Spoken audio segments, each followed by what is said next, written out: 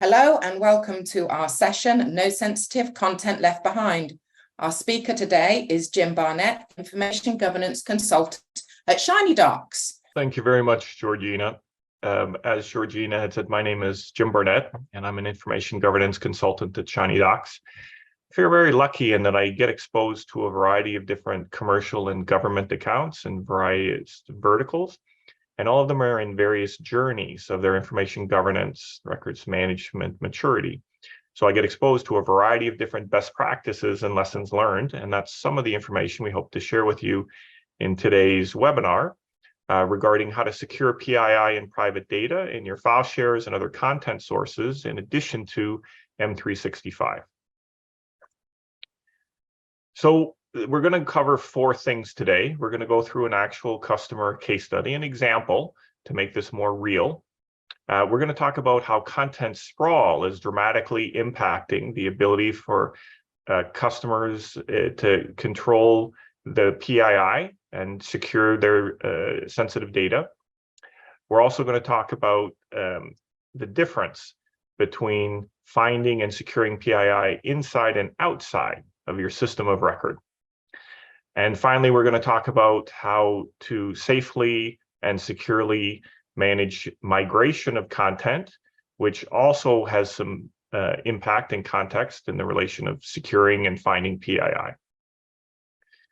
So anybody who has been watching the news around privacy and PII probably is becoming more aware that it's becoming a more and more pressing issue. M&T Bank recently had a breach where they lost 95,000 customers' data.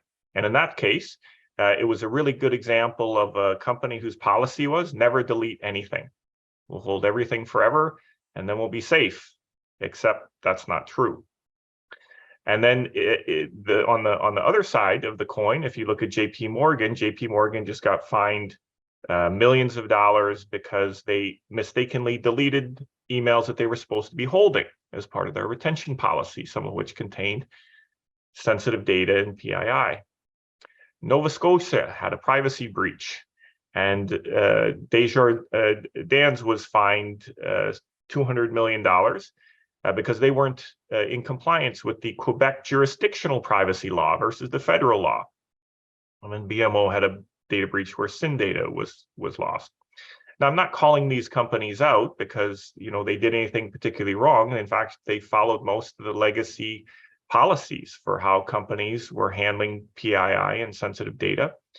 The reason I'm using them as examples is because whether you take the approach of it's safer to never delete data, or we have to delete data regularly, or you're not aware of some of the jurisdictional new privacy legislation, being an information governance and information management professional in these times of very dynamic aspects of new privacy legislation and constraints is a very challenging position.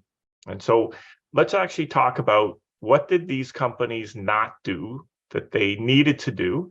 And it's not because they don't have smart, hardworking, really well-intentioned people working there. It's just because this is a very dynamic issue to be dealt with. A lot of the legacy approaches and technology aren't well suited to address it. And this is what happens when companies are making a transition between the legacy state and the changes that need to be made to meet the current state. And so if you really want to get a handle on managing and governing PII, you need to be able to identify PII across all repositories. And this is a very interesting conversation with many of the customers that I work with in the highly regulated industries, in nuclear, in financial services, in oil and gas, in automotive. Because oftentimes the legacy perspective is, well, we keep PII in the system of record. Except that's not where users save content anymore, especially since COVID, right? It's in COVID, when people were working hybrid or remote, they started saving things in Microsoft Teams and collaborating there, or in OneDrive, or emailing things back and forth, or even saving them to their local file share or PC laptop hard drives. And many customers have gotten to the point where they've said, well, we were always optimistic that someday we would get all the users to save all the content in one repository. But the likelihood of us ever getting there now is very limited. And so how do we take our information governance rules that used to primarily reside in our system of record and take those and apply those across all the repositories where users might be saving content?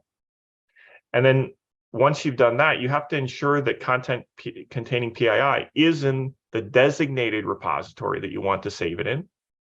You have to ensure that content containing PII has the correct access rights, even if it's in the right repository. And then you have to attach the right retention schedule. The previous slide example was someone who held the information too long that they didn't have to held. There was no value to that information. All it represented was risk to the organization, and that risk resulted in a class action lawsuit from the customers. And then you don't just have to have the correct retention schedule applied to it. You have to consistently operationally execute against that to make sure things are defensively disposed of, but as per the JP Morgan example, that you're holding the things that you're supposed to hold for the period of time that you're supposed to hold them, and not accidentally deleting something that you're supposed to be retaining. So let me give you a customer example. So we have a big a national insurance company customer who was preparing for an audit. They are federally regulated. And there's also recent Quebec legislation and Ontario legislation that also potentially affects them. And so they wanted to be prepared for it. So the first thing that they had to do was they had to go through every single repository and confirm where content was being saved by users that contained PII. And this was a really interesting example because they had a very robust very mature information governance and information management strategy. And they were very confident in it. They were very convinced that PII was only going to be in their system of record or in their line of business applications.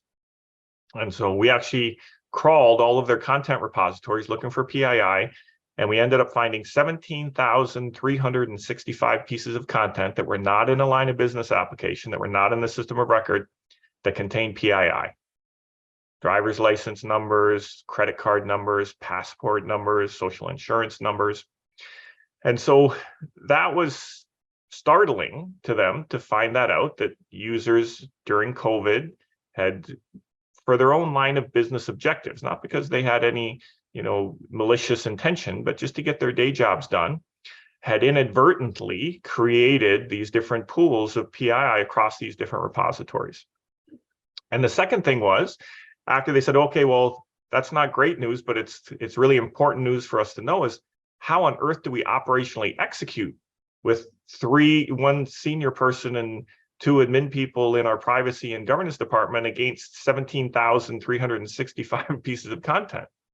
And so then it was really important to subset it into, well, what portion of those are credit cards and what portion of those are passport, what portion of those are social insurance, so they could prioritize. And that turned out after we did that, there was only 1,130 some odd pieces of content that needed to be immediately and urgently managed. And the rest could be done over a period of time, which now made it manageable for the size of staff that they had in their privacy and governance department.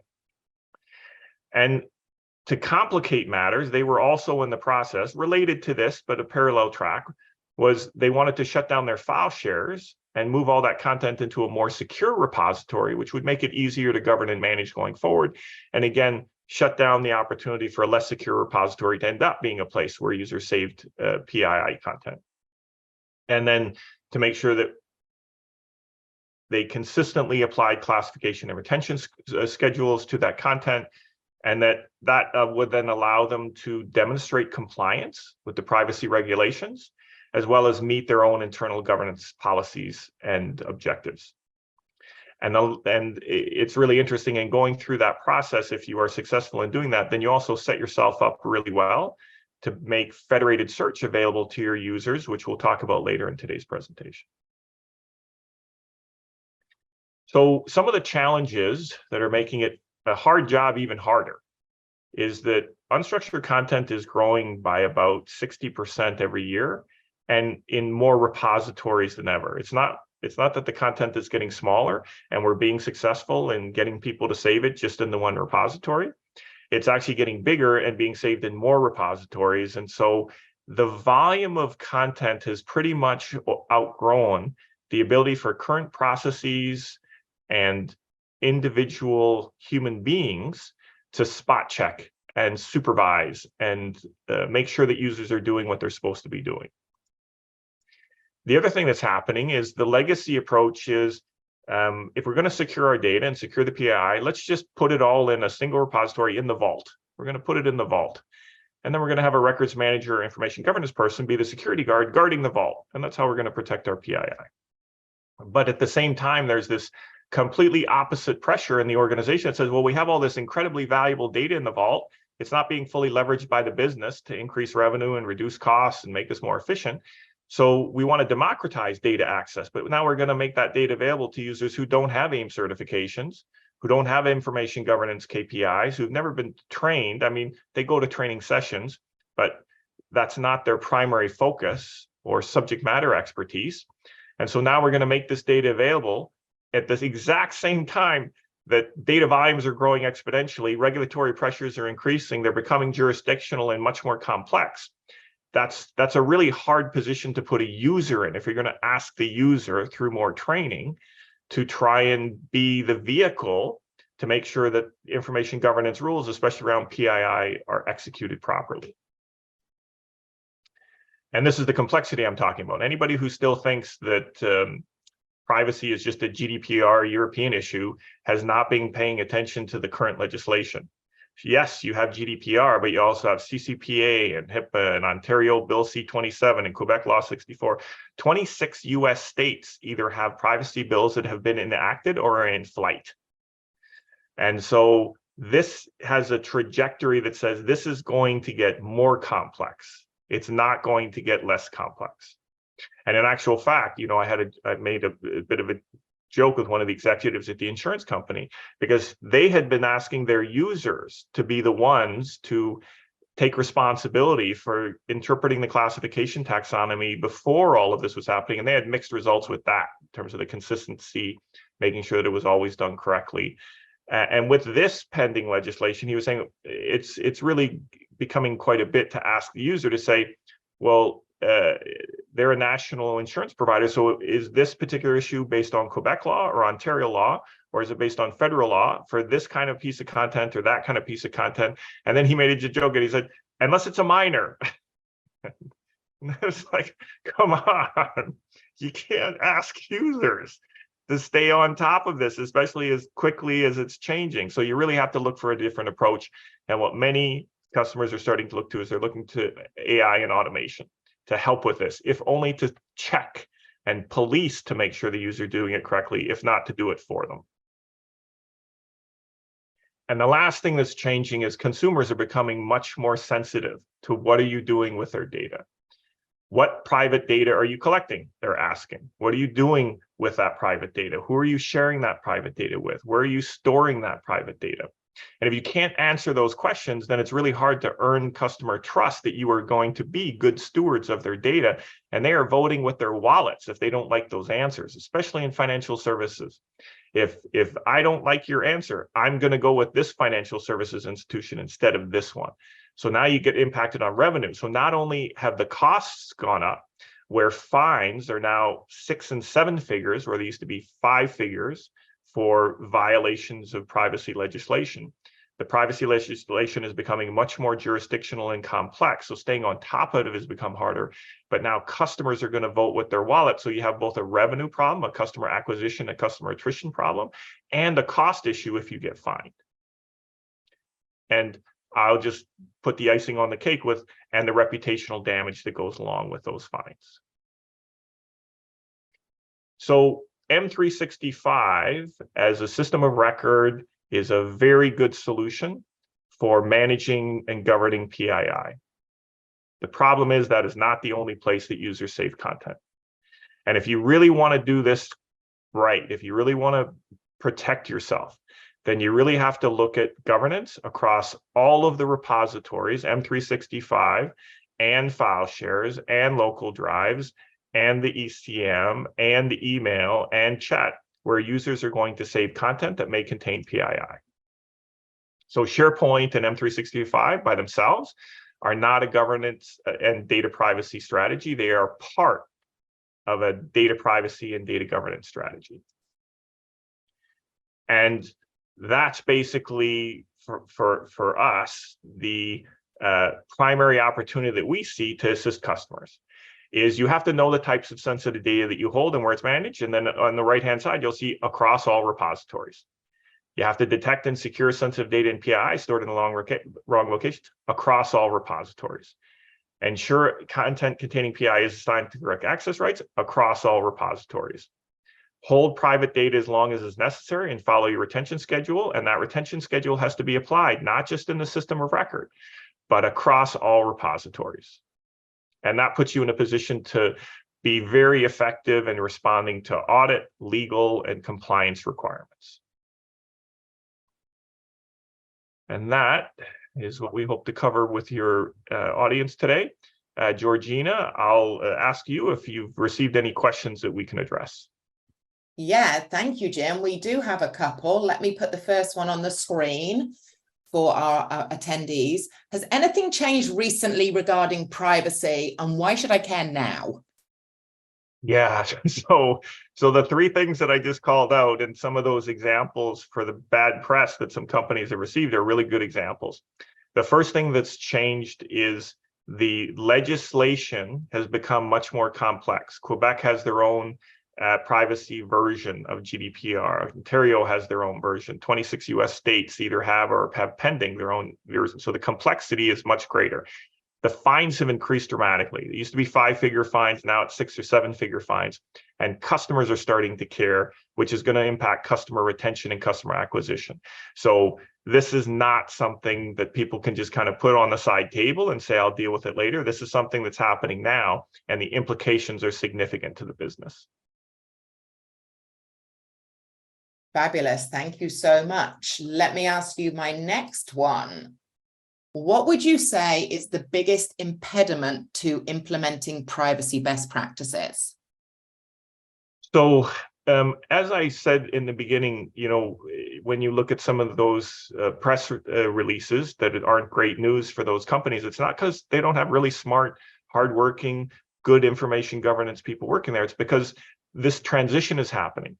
This transition is happening that we used to keep all the data in the vault guarded by a security person who's records management or information governance, but no one could really access or leverage that data for the business. So data democratization is really impacting. It's a transition point that is almost the opposite of the legacy architecture and policies and tooling that have been set up.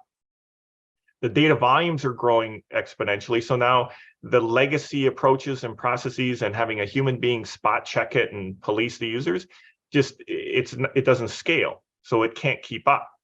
And then the complexity of the legislation is making it almost impossible for human beings to be the ones who are capable of responding to the jurisdictional privacy requirements. And if you say those three things are in play, then it's no wonder that some companies are finding it a difficult transition. Thank you. I think this one's similar, but not quite similar. What's the biggest mistake organizations make when implementing their privacy policy? So I know it's, for some people, it's still a controversial topic, but the idea that someday you will eventually train and cajole and threaten and beg your users enough that they will always save all the content in one repository all of the time and interpret your classification taxonomy perfectly, it's just not realistic anymore. And so you have to, if you want to do this with as painlessly as possible, you have to let go of that idea. And you have to say, okay, if I finally acknowledge that users are going to save content in the place that's the best place for them to be as efficient and effective as possible, then I have to take my information governance policies and procedures, and I need to figure out a way to apply them across all my repositories, not just in my system of record. Beautiful. Okay, the final one, the big one here then is, what are the potential consequences of not having a strong privacy approach?